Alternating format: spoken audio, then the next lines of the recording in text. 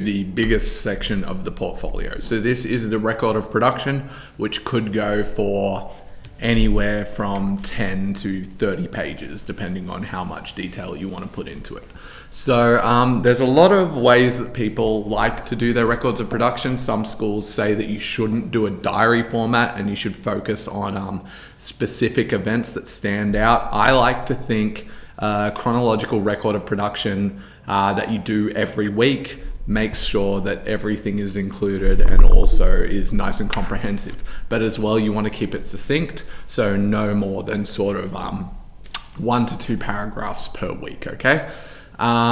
So you also want to have evaluations of certain events. So when things are working well or things aren't working well, you want to put them in. So really, problems encountered, that's a huge thing that you put into this record of production stage. So you also want to try and include pictures wherever possible. So this student here has got pictures of him working, but they're not specifically linked in sort of a table or something. I think you really should have everything sort of separated. So working maybe like this, but adding in a few more pictures and a few more design features. This here needs a little bit more in terms of pictures and images and stuff. This one here is quite good in terms of the amount of pictures, but I would like to see some annotations that tell me what's happening there, okay? So as you go through, you can see marking feedback, things of that nature, problems encountered, what happened. So even if you're not doing anything that week, what you need to do is still go in and say, I didn't do anything this week. So not much occurred this week in terms of portfolio and pre-production because there were exams on this week.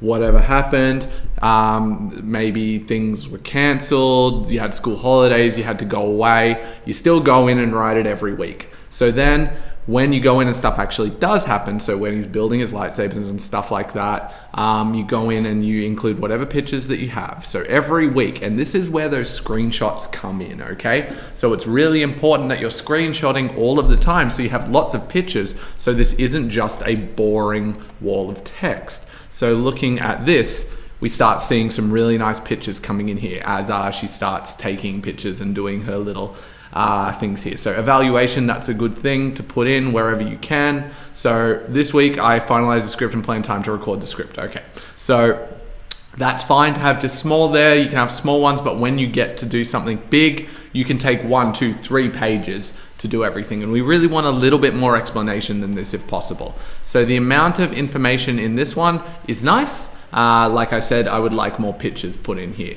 If I'm looking at this record of production, I think this is really nice. So we've got our information.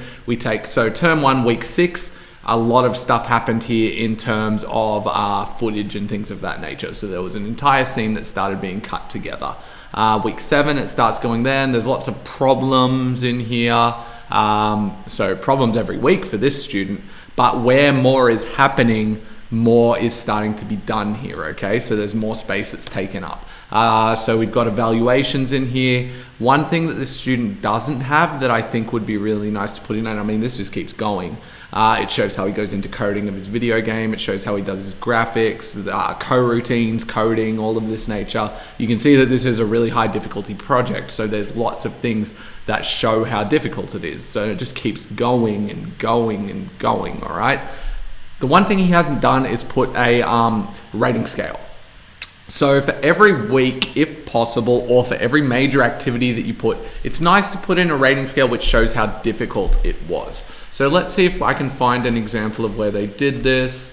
I don't think this student did it, but they've gone through. Okay, so they've talked in the record of production certain scenes separately that they've thought were worth showing, okay? And they've put them in as a process. So you can do it in different ways. I just think it's easier if it's week by week. So they've gone in quite advanced in this record of production doing little tutorials for an amount of time. It's in a different way, but it still works, all right?